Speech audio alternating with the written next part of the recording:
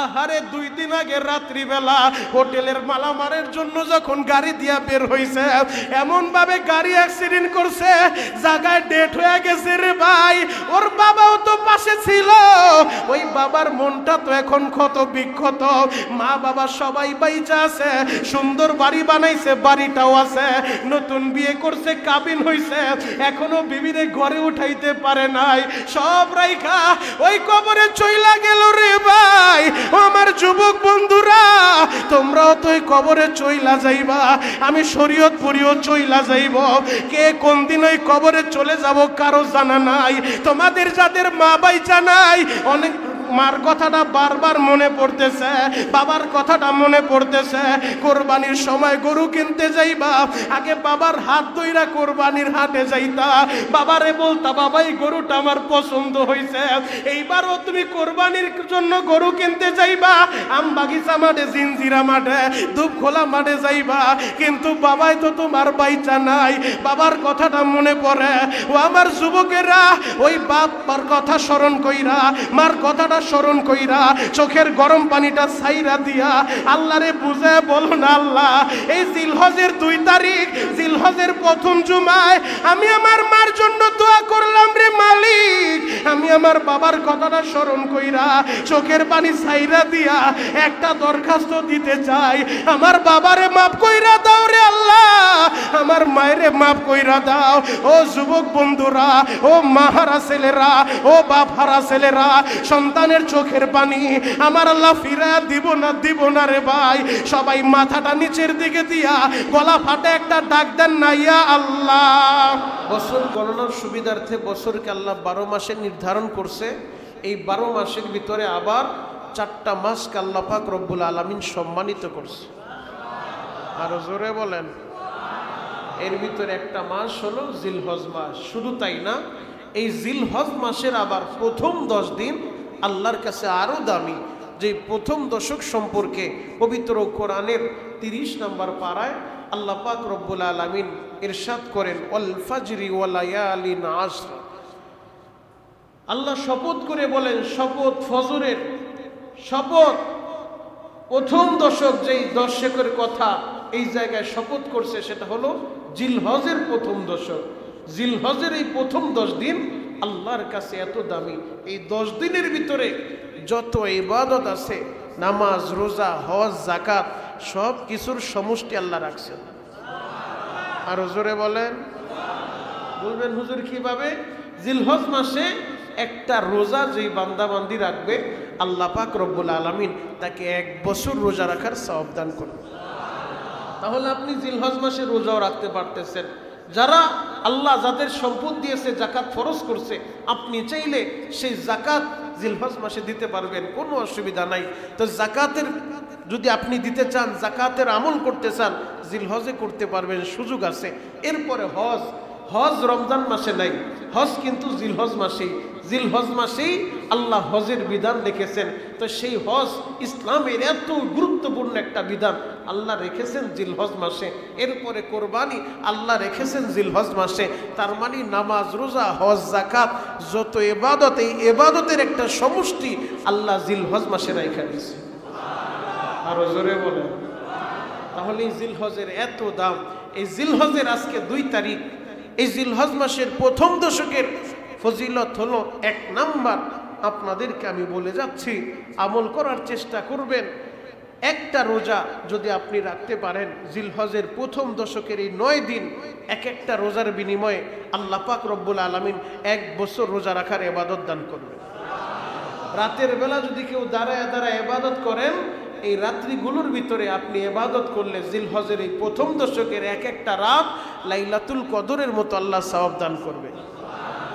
এবং জিলহজ মাসের 9 তারিখ ইয়াউমে আরাফা, আরাফার দিন, ওই একদিন নবীজি বলেন যে ব্যক্তি আরাফার দিনে রোজা রাখবে, আমি তো ধারণা করি, নবীজি বলেন আমি ধারণা করি আল্লাহ পাক রব্বুল আলামিনের কাছে এই আশা আমি রাখি, আল্লাহ পাক রব্বুল আলামিন তার সামনের এবং পিছনের 2 বছরের গুনাহ আল্লাহ মাফ করে দেবেন।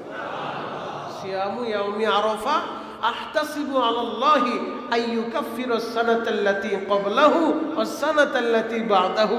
নবীজি বলে যে ইয়াউমি আরাফা, যে একটা আরাফার দিনে একটা রোজা পালন করবে, আল্লাহ পাক রব্বুল আলামিন তার সামনের এবং পিছনের, পূর্বের এবং আগের 2 বছরের গুনাহ আল্লাহ পাক রব্বুল আলামিন মাফ করে দিবেন।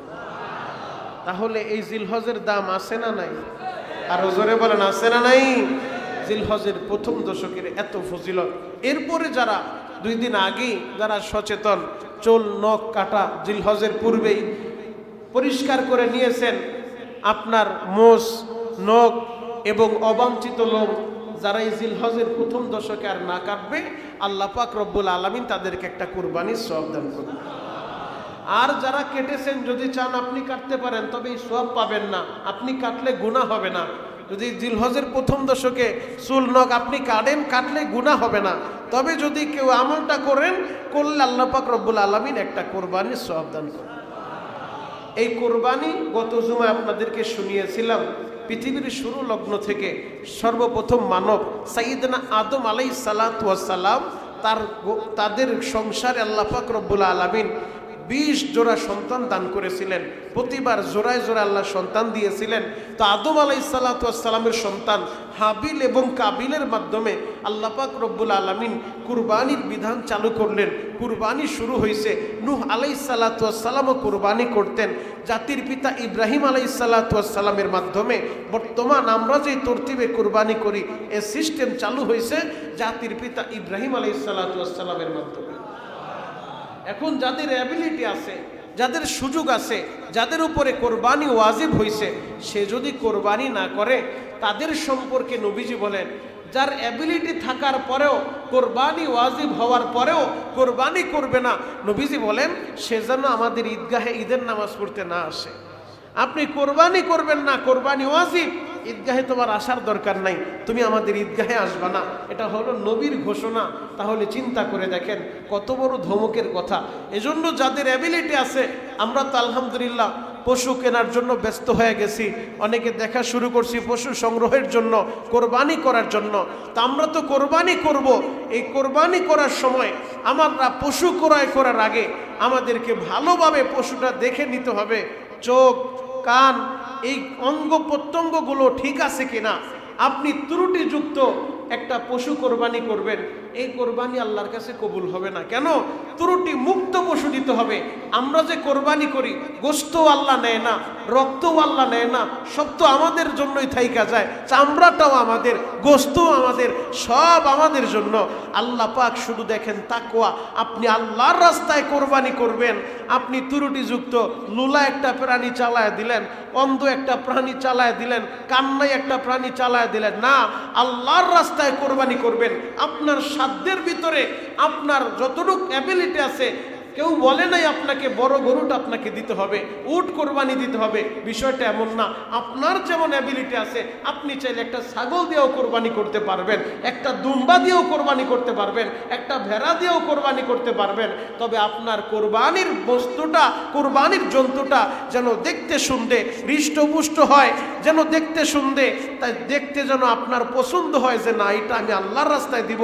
তার চোখ দুইটা ভালো আছে, কানটা ভালো আছে, লেজটা ভালো আছে, সুন্দর সুঠাম দেহের অধিকারী, এইরকম দেখা আমরা ভালো পশুগুলা আল্লাহর রাস্তায় কোরবানি করবো ইনশাআল্লাহ।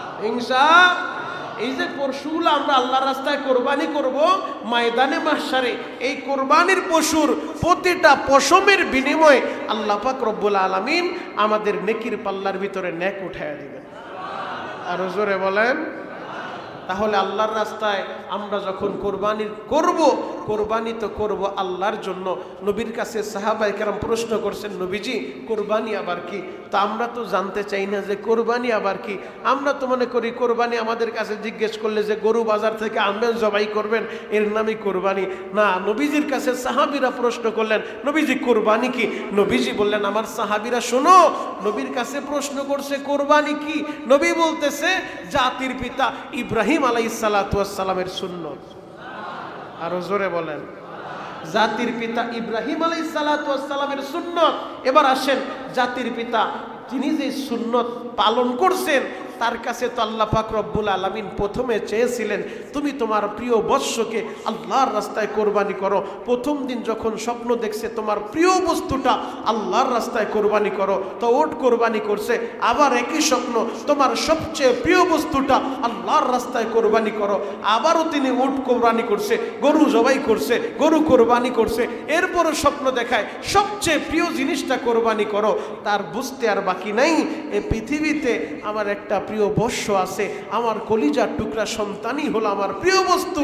কারণ 100 বছর ওভার হওয়ার পরে যারে আল্লাহ ওই বয়স একটা ছেলে সন্তান দান করছে, নাম রাখছে ইসমাইল। এই ইসমাইল ছিল তার কাছে প্রিয়, তার বুঝতে আর বাকি নাই আল্লাহ আমার কলিজার টুকরা সন্তান ইসমাইলকেই কোরবানি করতে বলছে। আরো জোরে বলে। এই স্বপ্ন দেখা এবার জাতির পিতা হযরত ইব্রাহিম আলাইহিস সালাতু ওয়াস সালাম রওনা হয়ে গেছে কলিজার টুকরা পুত্র ইসমাইলকে কোরবানি করার জন্য। যেমন বাবা তেমন তার ছেলে। ছেলের কাছে প্রশ্ন জানাইতেছে, ছেলে শোনো, আমি স্বপ্ন দেখলাম যে আমি তোমাকে আল্লাহর রাস্তায় কোরবানি করতেছি, তোমার মতামত কি? সন্তানটাও কেমন? সন্তান বলে সাতাজিদুনি ইনশাআল্লাহু মিনাস সাবিরিন। বাবা আপনি আপনার কাজ করেন, সাতাজিদুনি ইনশাআল্লাহু মিনাস সাবিরিন, ইনশাআল্লাহ আপনি আমাকে ধৈর্যশীলদের মধ্যেই পাবেন। আমি অধৈর্য হব না। আল্লাহ যে আপনারে স্বপ্ন দেখাইছে, আপনার স্বপ্নের কাজ আপনি বাস্তবায়ন করেন, আমি ধৈর্যশীলদের মধ্যেই আছি, ইনশাআল্লাহ আপনি আমার ধৈর্যশীল পাবেন। তাহলে জাতির পিতা তার কলিজার টুকরা সন্তানকে কোরবানির জন্য মিনায় নিয়ে গেছে। এরপর আল্লাহ পাক রব্বুল আলামিন জান্নাত থেকে হাদিয়া পাঠাইছে, দুম্বা পাঠাইছে। আগামী জুমায় বিস্তারিত বলবো, তবে যেইটা আমি বুঝাইতে চাই যে জাতির পিতার সুন্নত। আল্লাহ বলছে তোমাদের বাবা মিল্লাত আবিকুম ইব্রাহিম হুয়া সাম্মাকুমুল মুসলিমিন, মুসলিম জাহানের পিতা, মুসলিম জাতির পিতা ইব্রাহিম আলাইহিস সালাতু ওয়াস সালামের সুন্নত হলো কোরবানি। তো জাতির পিতা ইব্রাহিম আলাইহিস সালাম রে আল্লাহ আদেশ করছে তোমার সন্তান রে আল্লাহর রাস্তায় কোরবানি করো।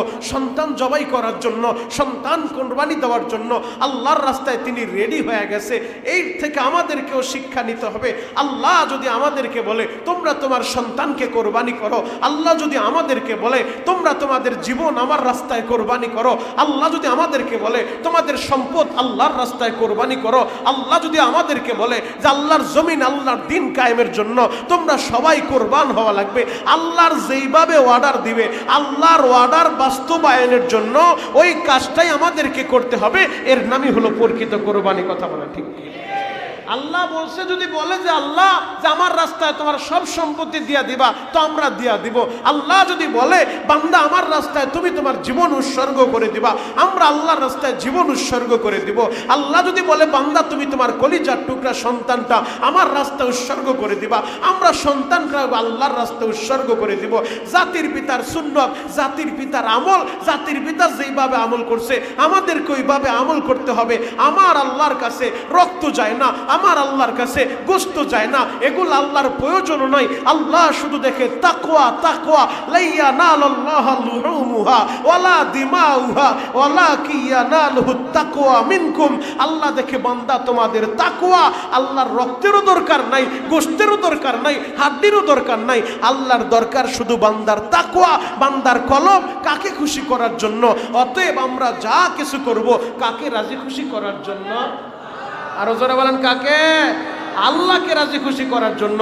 এখন আমাদের হালত, আমরা কোরবানির পশু ক্রয় করতে যাই, বাজারে যাওয়ার পরে নামাজ পড়ি না। কেন? বলে শরীরে ওই গরুর হাটে গেছিলাম, ময়লা লেগে গেছে, নামাজ পড়া যাবে না। আমি আপনাদের কাছে জানতে চাই কতটা কোরবানি এক পাল্লায় উঠাইলে এক ওয়াক্ত নামাজের সমান হবে? সম্ভব? সম্ভব না। অথচ আমরা গরু ক্রয় করতে যায় নামাজ ছাইরা দিই, নামাজ পড়ি না। আবার গরু আনতে যায় নামাজ ছাইরা দিই, নামাজ পড়ি না। এরপরে কোরবানির পশু জবাই করতে যায় নামাজ ছাইরা দিই, নামাজ পড়ি না। এরপরে কোরবানির পশু বানাইতে যায়, গোশত কাটতে যায় নামাজ ছাইরা দিই, নামাজ পড়ি না। এরপরে মা বোনেরা আবার ওই গোশত রান্না করতে যায়, তারাও নামাজ ছাইরা দেয়, নামাজ পড়ে না।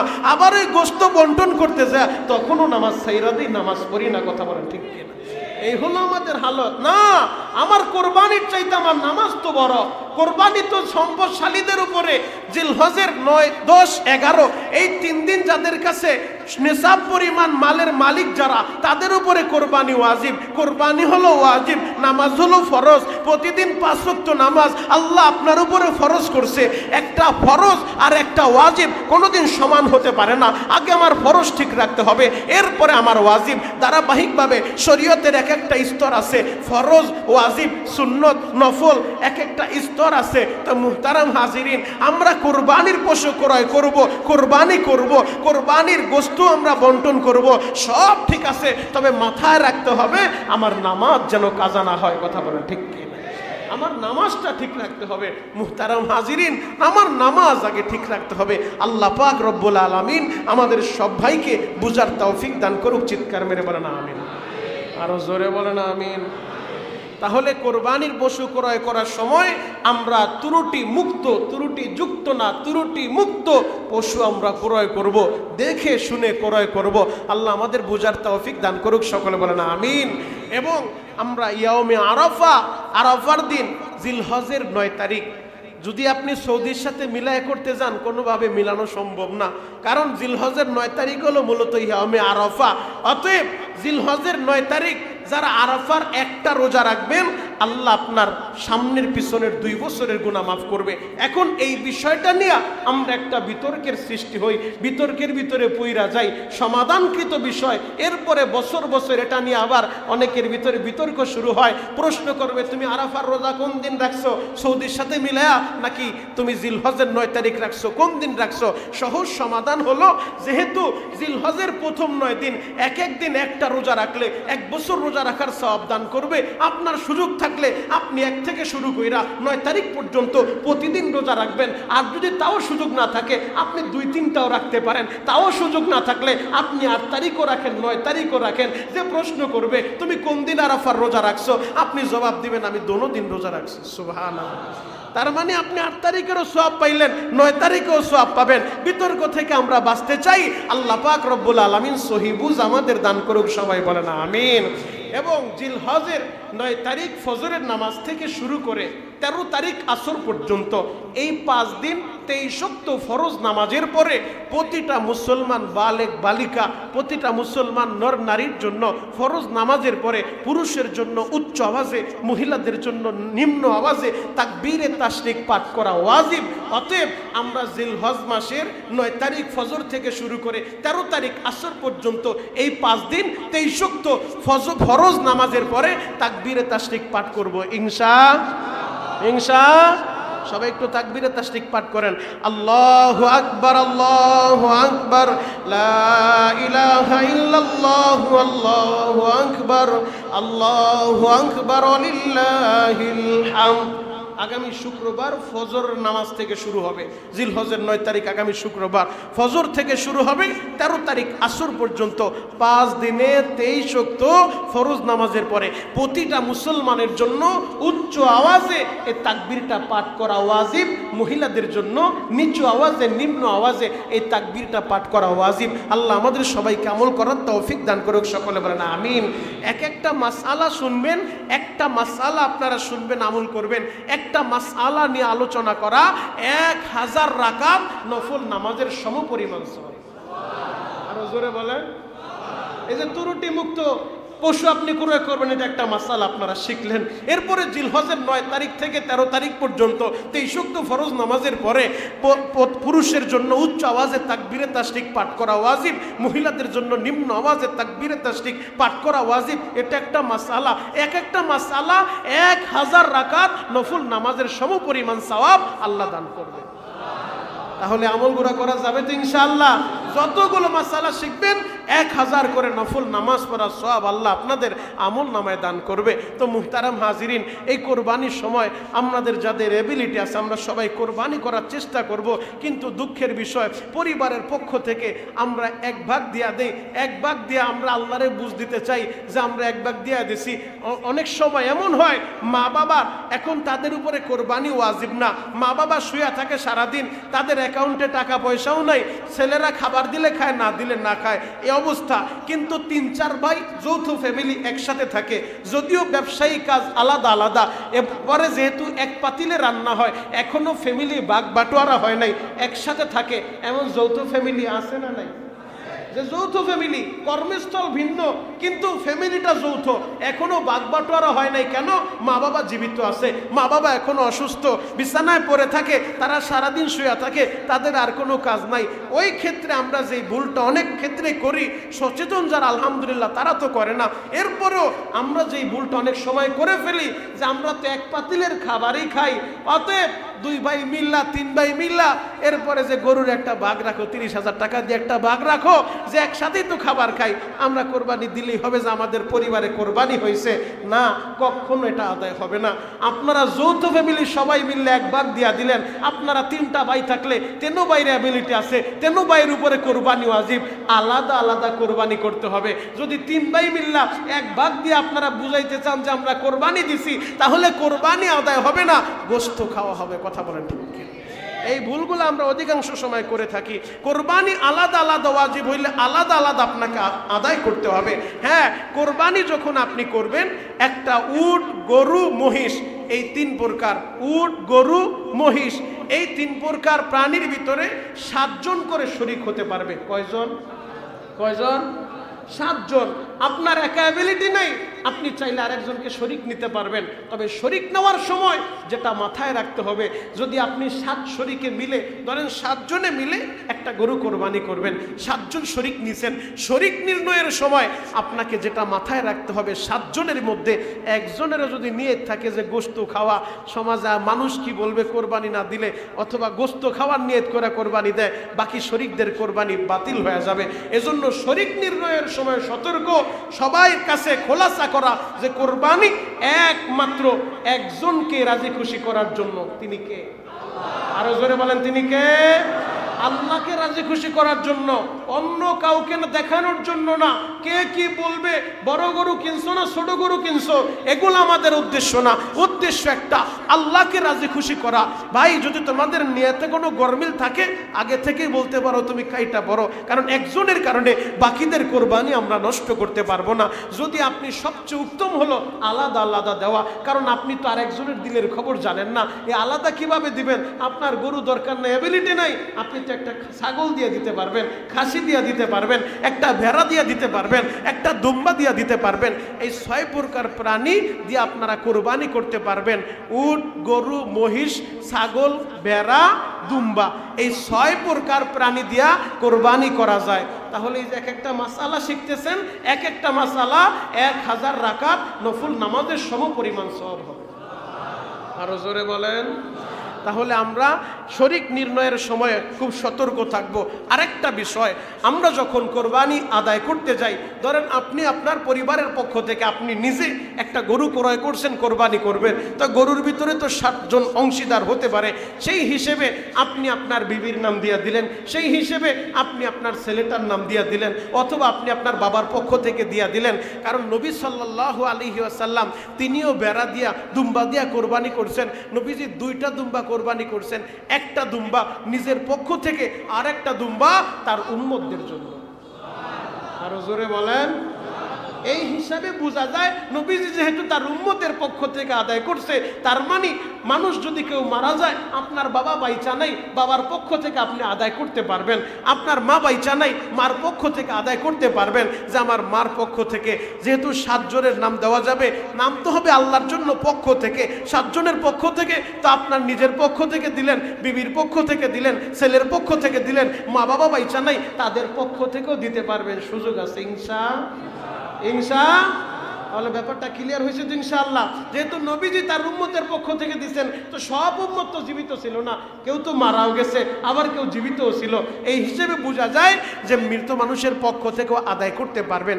আর একটা মাসালা, ধরেন আপনি আপনার গরুর কোরবানি যে করবেন, সেটার ভিতরে ছেলের নাম, মেয়ের নাম, বিবির নাম দিচ্ছেন, ওইখানে আপনি চাচ্ছেন যে 2টা আকিকার নাম ঢুকাইতে, ছেলের পক্ষ থেকে 2টা আকিকার নাম, মেয়ের পক্ষ থেকে একটা আকিকার নাম, যেহেতু একটা গরুতে 7 জনের পক্ষ থেকে আদায় করা যায়। হানাফি মাযহাব মতে আপনি কোরবানির সাথে আপনার নিজের অথবা সন্তানের আকিকা অ্যাড করতে পারবেন, তবে উত্তম হলো আলাদা আলাদা করা। কিন্তু ভিন্ন মাযহাব মতে তারা বলে যে না, আকিকা কোরবানির সাথে অ্যাড করা যাবে না। তবে হানাফি মাযহাব মতে কোরবানির সাথে আকিকা অ্যাড করতে পারবেন। উত্তম পদ্ধতি হলো আকিকা আলাদাই আদায় করা, কোরবানি আলাদা আদায় করা। আরেকটা বিষয় সতর্ক থাকতে হবে, সেটি হচ্ছে যদি কেউ মান্যত অ্যাড করেন, আপনি চিন্তা করলেন যেহেতু 7 নাম দিতে পারবো, আপনার পরিবারের 4-5 নাম দিলেন, আবার একটা আপনার মান্যত ছিল, মান্যতের এক অংশ ঢুকায় দিলেন, অথবা অন্য কেউ মান্যত করছে, মান্যতের অংশ কোরবানির সাথে ঢুকায় দিলেন। মান্যতের অংশ কোরবানির সাথে চলবে না, মান্যতের অংশ কোরবানির সাথে চলবে না। আপনি কোরবানির সাথে আকিকা অ্যাড করতে পারবেন, কিন্তু মান্যত অ্যাড করতে পারবেন না। কারণ কোরবানির মাসআলা একটা, আকিকার মাসআলা একটা, আর মান্যতের মাসআলা আলাদা। মান্যতের মাসআলা হলো যেই পশুটা যেটা আপনি মান্যত করছেন আল্লাহর রাস্তায় জানের বদলা জান দিয়া দিবেন, যে বিপদে পড়ছিলেন, আল্লাহ আপনি আমারে রক্ষা করেন, আমার জানের বদলা একটা জান, আমি একটা পশু আমি কোরবানি করে দিব, আপনি নিয়ত করছেন। ওই ক্ষেত্রে যিনি মান্যত করে মান্যতের গোশত সে খেতে পারবে না, পরিপূর্ণটা সে দান করে দিতে হবে। এক টুকরা গোশত নিজের জন্য রাখতে পারবে না। কিন্তু কোরবানির গোশতের মাসআলা তো হলো 3টা ভাগ করা। এরপরে আকিকার মাসআলা হলো আকিকা আপনি চাইলে সব কাঁচা গোশত বন্টন করতে পারবেন, আবার চাইলে রান্না করেও আত্মীয় স্বজনকে দাওয়াত করে খাওয়াইতে পারবেন, যার আকিকা তাকেও খাওয়াইতে পারবেন। এই জন্য আকিকা কোরবানির সাথে অ্যাড করা যায়, কিন্তু মান্যত কোরবানির সাথে চলে চলে বুঝছেন তো সবাই ইনশাআল্লাহ। আল্লাহ আমাদের আমল করার তৌফিক দান করুক, সকলে বলেন আমিন। মুহতারাম হাজিরিন, আমরা যে বিষয়গুলো আলোচনা করলাম আল্লাহ পাক আমাদের সবাইকে বুঝে এরপর আমল করার তৌফিক দান করুক, সকলে বলেন আমিন। এরপরেও যদি ভিন্ন কোনো মাসআলা আপনাদের জানার প্রয়োজন হয়, ব্যক্তিগতভাবে ইনশাআল্লাহ যোগাযোগ করবেন, আমরা ইনশাআল্লাহ সেই মাসআলা আপনাদেরকে জানিয়ে দিব।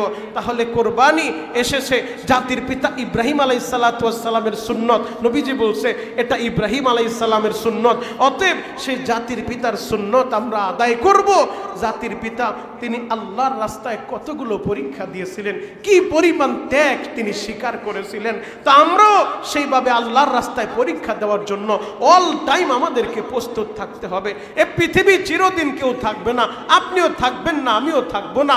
কেমন বাবা ছিলেন আমাদের জাতির পিতা, আর কেমন সন্তান তার ঘরে আল্লাহ দিয়েছিলেন। ওই যে তিনি দোয়া করেছিলেন, রব্বি হাবলি মিনাস সলিহিন, আল্লাহ একটা নেককার সন্তান আমারে দেন। আমার আল্লাহ তার 80 বছরের দোয়া কবুল কইরা বৃদ্ধ বয়সে 100 বছর ওভার হয়ে গেছে, ওই বয়স আইসা বৃদ্ধ বয়স আল্লাহ সন্তান দিছে। আল্লাহ এমন সন্তান দিছে, ফাবাশশারনাহু বিগুলামিন হালিম। আল্লাহ বলে আমি তোমারে শুধু নেককার সন্তানই দেই নাই, সহনশীল সন্তান দিছি। এমন হালিম, এমন সহনশীল সন্তান তোমারে দান করছি, যার বাস্তবতা এই কোরবানির মাধ্যমে হয়ে গেছে। বাবা আয়েশা বলছে, সন্তান আমি স্বপ্নে দেখছি তোমারে কোরবানি করি, তোমার মতামত কি? সন্তান বলে, বাবা আল্লাহ আপনারা যা স্বপ্ন দেখাইছে আপনার কাজ আপনি করেন, আমারে ধৈর্যশীল হিসেবে পাবেন। কেমন বাপ আর কেমন ছেলে। আর এই দিক দিয়া ইসমাইল আলাইহিস সালাতু ওয়াস সালামের মা হাজেরা তিনিও কেমন মহিলা। আহারে, যে মহিলাটা এতটা ত্যাগ স্বীকার করেছেন, সন্তান ভূমিষ্ঠ হওয়ার পরে স্বামীর কাছ থেকে আল্লাহ তারা আলাদা কইরা এমন গহীন জায়গায় রেখে আসছে, জনমানবহীন এলাকা, হেরেমের পাশে। তখন তার হেরেমের ঘরও ছিল না, ওই জায়গায় রেখে আসছে। কলিজার টুকরা ইসমাইলের দিকে তাকায়া সব কিছু বিসর্জন দিয়া দিছে আল্লাহরে রাজি খুশি করার জন্য, যে আমার স্বামীর কাছ থেকে আল্লাহ পরীক্ষা নিতেছে, আমার স্বামীর কাছ থেকে আমার আলাদা কইরা, আমার সন্তানদের আমার আলাদা কইরা জনমানবহীন এলাকায় এই জায়গায় রেখে গেছে। এটা আমার স্বামী বলছে আল্লাহর অর্ডার, আল্লাহর পরীক্ষা। আমার স্বামী যদি আল্লাহর পরীক্ষায় পাশ করতে পারে, আমি মহিলা, আমি কেন পারবো না? আমিও আল্লাহর পরীক্ষায় পাশ করব। আল্লাহু আকবার। তিনি পরীক্ষা দিয়েছেন, যেই দিন কোরবানির জন্য মিনার প্রান্তে নিয়ে যাবেন, তো ইসমাইল আলাইহিস সালাতু ওয়াস সালাম হঠাৎ করে দীর্ঘ অনেক বছর পর ইব্রাহিম আলাইহিস সালাতু ওয়াস সালাম যখন আসছে, আয়েশা দেখে এই জায়গায় বাড়িঘর হয়ে গেছে। যখন সন্তানদের রাইখা গেছে, বাড়িঘর ছিল না, মানুষজন ছিল না, এখন দেখে বাড়িঘর হয়ে গেছে, অনেক বাচ্চা কাচ্চা দৌড়াদৌড়ি করতেছে। জিজ্ঞেস করে, ইসমাইলরে চিনো? বাচ্চারা যায় বলে, ইসমাইল তোমার চেহারার মতো দেখা যায়, একটা লোক তোমারে খোঁজ করতেছে। ইসমাইল আলাইহিস সালাতু ওয়াস সালাম বাবার চেহারার দিকে তাকায়, একটা দৌড় দিয়া মার কাছে আসছে। মা শুইনার বুঝতে বাকি নাই, ওইটাই তোমার বাবা হযরত ইব্রাহিম। এবার আয়েশা ঘরের ভিতরে বসেও না, বলে হাজেরা রে, সন্তানটারে তাড়াতাড়ি একটু রেডি কইরা দাও। বলে কেন? বন্ধুর বাড়ি নিয়ে যাব, বন্ধু দাওয়াত করছে, বন্ধুর দাওয়াতে যাব। এবার মা হাজেরা কলিজার টুকরা সন্তান ইসমাইল রে জমজমের পারে নিয়া জমজমের পানি দিয়া গোসল করায় দেয়, আর বলে বাবা বন্ধুর বাড়িতে যাবে তোমার বাবা বন্ধুর দাওয়াতে, অতএব ওই জায়গায় যা মায়েরে ভুইলা যাও না, মার জন্য কিছু খাবার নিয়ে আইসো। সুন্দর কইরা গোসল করায় দেয়, আর বলে খবরদার বাবার সাথে বেয়াদবি কইরো না, তোমার বাবা কিন্তু আল্লাহর খলিল, তোমার বাবা কিন্তু আল্লাহর বন্ধু, বাবারে বাবার সাথে বেয়াদবি কইরো না, বাবার মনে কষ্ট দিও না। এইভাবে যখন সন্তানদের সাজায় পরায় দিতেছে, শয়তান আইসা ধোঁকা দেয়, হাজেরা সন্তানরে দিও না, দিও না। কেন? বলে তোমার সন্তানরে বন্ধুর বাড়ি দাওয়াতে নিবে না, জবাই করার জন্য নিবে। মা হাজেরা বলে দূর হ শয়তান, কোনো বাপ তার সন্তানরে জবাই করতে পারে না, পারে না, তুই দূর হয়ে যা। শয়তান যখন হাজেরাকেও ধোঁকা দিতে পারে না, এবার শয়তান ব্যর্থ হয়ে এখান থেকে চলে যায়। মা হাজেরা কলিজার টুকরা সন্তান ইসমাইলের হাতটা ধইরা স্বামীর সামনে দাঁড়ায় বলে আল্লাহর খলিল, আমার সন্তানরে কোথায় নিবেন কোনো প্রশ্ন আমি করতে চাই না, তবে বেলা ডুবার আগে আমি আমার সন্তানরে আমার বুকে ফিরত চাই। আল্লাহু আকবার। কেমন মা ছিলেন, কেমন হাজেরা সন্তানের হাতটা ধইরা স্বামীর হাতে দেয়, আর বলে আল্লাহর খলিল, আমার সন্তানরে বন্ধুর বাড়ি নিবেন না, কোথায় নেবেন আমি জানতে চাই না, আমি সন্তান বেলা ডোবার আগে আমি মার বুকে আপনি ফিরায় দিবেন। কারণ সন্ধ্যা হয়ে গেলে কোনো সন্তান যদি বাহিরে থাকে, মার মনটা ছটফট করতে থাকে। ও আমার কলিজার টুকরা যুবকেরা, সন্ধ্যার পরে যারা রাস্তাঘাটে আড্ডা দেয়, মা বাবা কিন্তু সইতে পারে না। মা বাবা চায় সন্ধ্যা হয়ে গেছে, আমার ছেলেটা পড়ার টেবিলে বসে পড়বে, আমার মেয়েটা পড়ার টেবিলে বসে পড়বে, এটাই তো মা বাবাই চায়। তো মা বলতেছে ছেলের বেলা ডুবার আগে আমার বুকে ফিরায় দিবেন। এবার ইসমাইল আলাইহিস সালাতু ওয়াস সালাম বাবার হাত ধরে রওনা হয়ে গেছে মিনার প্রান্তরে। মিনার প্রান্তরে নিয়া মিনা বাজারে যেই জায়গায় কোরবানি করছে, ওই জায়গায় দৃশ্যটা এখনো ছোট্ট একটা দৃশ্য দিয়া রাখছে পাথর দিয়া। ওই জায়গায় নেওয়ার পরে ইব্রাহিম আলাইহিস সালাতু ওয়াস সালাম এদিক দিয়া প্রতিমধ্যে জামরায় আসার পরে শয়তান ধোঁকা দিতেছে, ইসমাইল কোথায় যাও? বলে বাবার সাথে বাবার বন্ধুর বাড়ি দাওয়াতে যাই। বলে না, তোমার বাবার চাদরের নিচে তাকায় দেখো বড় ধারালো ছুরি আছে, তোমারে জবাই করবে। এবার শয়তানরে যখন পাথর নিক্ষেপ করছে, একবার ধোঁকা দিছে মারছে, দ্বিতীয়বার ধোঁকা দিছে আবার মারছে, তৃতীয়বার ধোঁকা দিছে আবার শয়তানরে পাথর মারছে। আমার আল্লাহর কাছে আমলটা এত পছন্দ হয়েছে, আল্লাহ বলে হাজিরে কিয়ামত পর্যন্ত যত হাজিরা হজে আসবা, যেই জায়গায় আমার ইসমাইল শয়তানরে পাথর মারছে, এই জায়গায় তোমরাও পাথর মারবা। ওই জমরার ভিতরে তিনটা শয়তানের সাদৃশ্য স্বরূপ তিনটা বড় বড় পিলার বানায় রাখছে, ওই জায়গার ভিতরে হাজিরা পাথর নিক্ষেপ করে। ইসমাইল আলাইহিস সালাতু ওয়াস সালামের আমল। আল্লাহু আকবার। যেই হজের ভিতরে সাফা মারওয়ায় সাই করে মা হাজেরার আমল, শয়তানরে পাথর নিক্ষেপ করে ইসমাইল আলাইহিস সালাতু ওয়াস সালামের আমল। এরপরে যখন সন্তানরে জবাই করবে, ওই মুহূর্তে কলিজার টুকরা সন্তান ইসমাইল বাবার সামনে দাঁড়ায় বলে, বাবা তুমি যে আমারে জবাই করবা একটু আগে বললেই পারতা। বলে কেন? আমি আমার মার কাছ থেকে বিদায় নিয়ে আসতাম। বাবা গো, আমি দেখেছি আমার মা, আমার মায়ের মতো এত দুঃখিনী পৃথিবীতে হয়তো আর কেউ নাই। বাবা আমি দেখেছি আমার মা রাত্র যখন গভীর হয়ে যায়, ওই খানায় কাবা বাইতুল্লাহ উঁচু ভিটু, তখনও পর্যন্ত কাবা ঘর বানায় নাই, ওই জায়গায় উঁচু ভিটিটা আছে। নূহ আলাইহিস সালাতু ওয়াস সালামের প্লাবনের পরে তখনও আর কাবা ঘর নির্মাণ করে নাই, ইব্রাহিম আলাইহিস সালাতু ওয়াস সালামের মাধ্যমে কাবা নির্মাণ হবে। ওই উঁচু ভিটির সামনে দাঁড়া মা হাজেরা কান্দে আর বলে, ও খানায় কাবার মালিক,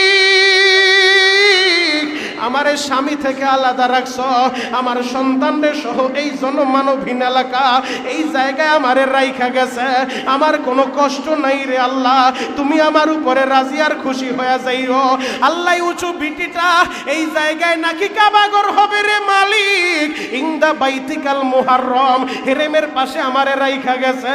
ও কাবার মালিক, ও হেরেমের মালিক, তুমি আমার সন্তানরে কবুল কইরো, আমারে কবুল কইরো। ইসমাইল কান্দে আর বলে, বাবা গো আমি রাত্রিবেলা তাকায় দেখতাম আমার মা হাজেরা ওই হেরেমের পাশে দাঁড়ায় দাঁড়ায় কান্ত, বাবা গো আগে যদি বলতা আমারে তুমি জবাই করবা, আমি আমার মায়ের সালাম দিয়া মার কাছ থেকে দাবি ছাড়াই আসতাম গো বাবা।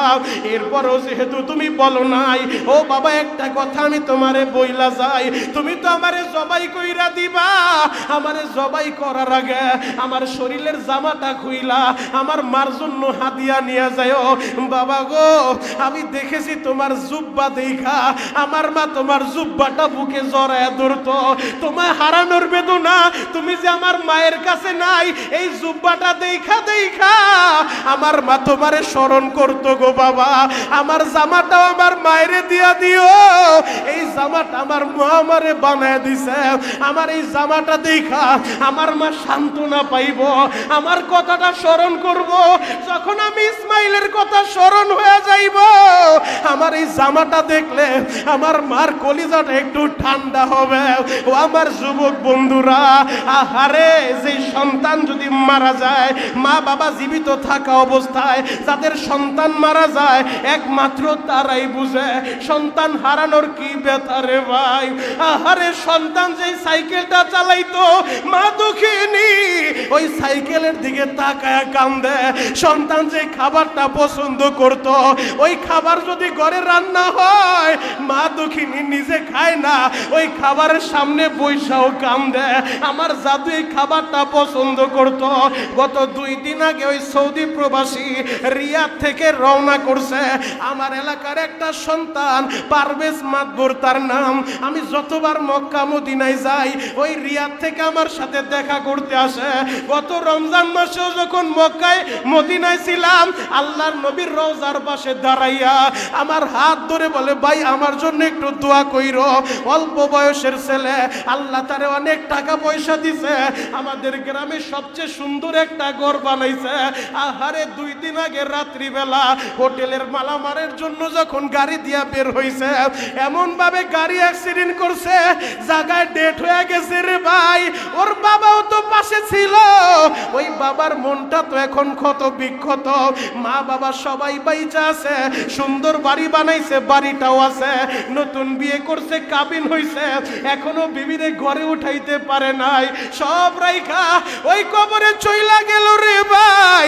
ও আমার যুবক বন্ধুরা তোমরাও তো ওই কবরে চইলা যাইবা, আমি শরীয়তপুরিও চইলা যাইব, কে কোন দিন ওই কবরে চলে যাব কারো জানা নাই। তোমাদের যাদের মা বাইচা নাই অনেক মার কথাটা বারবার মনে পড়তেছে, বাবার কথাটা মনে পড়তেছে। কোরবানির সময় গরু কিনতে যাইবা আগে বাবার হাত ধইরা কোরবানির হাটে যাইতা, বাবারে বলতা বাবা এই গরুটা আমার পছন্দ হইছে। এইবারও তুমি কোরবানির জন্য গরু কিনতে যাইবা আমবাগিচা মাঠে, জিনজিরা মাঠে, ধূপখোলা মাঠে যাইবা, কিন্তু বাবাই তো তোমার বাইচা নাই, বাবার কথাটা মনে পড়ে। ও আমার যুবকেরা ওই বাবার কথা স্মরণ কইরা মার কথাটা স্মরণ কইরা চোখের গরম পানিটা ছাইরা দিয়া আল্লাহরে বুঝে বলুন আল্লাহ এই জিলহজের 2 তারিখ জিলহজের প্রথম জুমায় আমি আমার মার জন্য দোয়া করলাম রে মালিক, আমি আমার বাবার কথাটা স্মরণ কইরা চোখের পানি ছাইরা দিয়া একটা দরখাস্ত দিতে চাই, আমার বাবারে মাফ কইরা দাও রে আল্লাহ, আমার মায়েরে মাফ কইরা দাও। ও যুবক বন্ধুরা, ও মাহারা ছেলেরা, ও বাপহারা ছেলেরা, সন্তানের চোখের পানি আমার আল্লাহ ফিরা দিব না রে ভাই। সবাই মাথাটা নিচের দিকে দিয়া গলা ফাটে একটা ডাক দেন না ইয়া আল্লাহ, আরো জোরে ডাক দেন না ইয়া আল্লাহ, জোরে ডাক দাও না ইয়া আল্লাহ। ও দয়ার আল্লাহ, কত বাবারা ছেলে বাবার জন্য বসে বসে কান্দে, কত মাহারা সন্তান মার কথাটা স্মরণ কইরা জিলহজের প্রথম জুমায় বসে বসে কান্দে। মালিক রে তোমার কি দয়া লাগে না, তোমার কি মায়া লাগে না রে আল্লাহ, এদের মা বাবারে তুমি মাফ কইরা দাও। ও যুবক তোমাদের যাদের মা বাবা আছে এই জিলহজের প্রথম জুমায় ওয়াদা কইরা যায় কোনোদিন মার মনে কষ্ট দিও না রে ভাই, কোনোদিন বাবার মনে কষ্ট দিও না, মা বাবার দোয়া নিয়া চলবা, আমার আল্লাহ দুনিয়ার কোথাও তোমারে ঠেকাইব না। ওই যে আগানগর থেকে আমার এক ভাই মাহফুজ জুমার নামাজের আগে টেলিফোন করলো, আগানগর থেকে জুমা পড়তে আইছে। ও বাবা হারায়া, আমার সাথে সেদিন দেখা, চোখের পানি জোরে কান্দে। বৃষ্টির কারণে বাবার কবরের মাটিটা ভাইঙা গেছে। আহারে সন্তান সইতে পারে না। ও যুবক, তোমরা যারা মা হারাইছো, বাপ হারাইছো, ওই মা বাবার কথাটা স্মরণ কইরা কোরবানির আগে, গত কোরবানিতেও তো অনেকের বাবাই ছিল, অনেকের মাই ছিল, এই কোরবানিতে নাই। আল্লাহ কোরবানির আগে মা বাবারে আপনি মাফ করে দেন। চিৎকার মেরে বলেন আমিন। একটা পশু মালিক চিনে, একটা পশুর দিলের ভিতরেও মালিকের মোহব্বত আছে। আপনারা দেখেন না, যখন কোরবানির হাটে যান, দেখবেন কোরবানির গরু ক্রয় করলে, কোরবানির পশুটা ক্রয় করলে, কিছুদিন যে মালিকের আন্ডারে ছিল, অনেক পশু মালিকের চাইরা আসতে চায় না। মালিকের দেখা মালিকের দিকে তাকায়, মনে হয় যেন কি বুঝাইতে চায় মালিক, আপনার মোহব্বত চাইরা তো আমার যাইতে মন চায় না। মালিকও পশুটারে বিদায় দেয়। ছোট্ট একটা বাচ্চা কয়েকদিন আগে দেখলাম, আরে ওদের পালের গরুটা বিক্রি করে দিছে। ছোট্ট বাচ্চাটা রশিটা দইরা গরুর দিকে তাকায় কান্দে, গরুর মুখটারে বুকের সাথে লাগায়, আবার চুমু খায়। গরুটাও দাঁড়ায় দাঁড়ায় কান্দে, বাচ্চাটাও কান্দে। একটা পশু তার মালিক চিনে, মালিকের দিলের ভিতরে, তার দিলে মালিকের মোহাব্বত আছে। ও যুবক, যে আল্লাহ তোমারে আমারে বানাইলো, তুমি আর আমি আল্লাহরে চিনলাম না, ওই আল্লাহর গোলামি করি না, আল্লাহর কথাটা স্মরণ কইরা চোখে পানি বের হয় না। আল্লাহ, আপনি আমাদের সবার কোরবানি কবুল করেন। চিৎকার মেরে বলেন আমিন। আল্লাহ যা কিছু করব আপনাকে রাজি খুশি করার জন্য করার মতো তৌফিক দিয়া দেন। চিৎকার মেরে বলেন আমিন। মুহতারাম হাজিরিন, আপনারা শুনছেন, গত জুমায় বলছি, গত জুমা অনেক আল্লাহর বান্দা মা বাবার জন্য আমাদের এই দোতলা মাদ্রাসা এতিমখানায় এতিম সন্তানদের দিকে তাকায় কোরবানির পশুর জন্য কেউ 5,000 10,000 করে দান করেছিলেন। দোতলা মাদ্রাসায় 2 বছর যাবত আমরা চালু করছি আলহামদুলিল্লাহ আমাদের মাদ্রাসার এতিম বাচ্চাদের জন্য। তো আজকের এই জুমায় দোয়ার আগ মুহূর্তে জিলহজের প্রথম জুমা, সর্বশ্রেষ্ঠ দিন, দিনগুলোর ভিতরে সর্বশ্রেষ্ঠ দিন জিলহজের প্রথম দশক। আর এই প্রথম দশকের ভিতরে সর্বশ্রেষ্ঠ দিন, বছরের সর্বশ্রেষ্ঠ দিন হলো ইয়াউমে আরাফা, আরাফার দিন। আল্লাহু আকবার।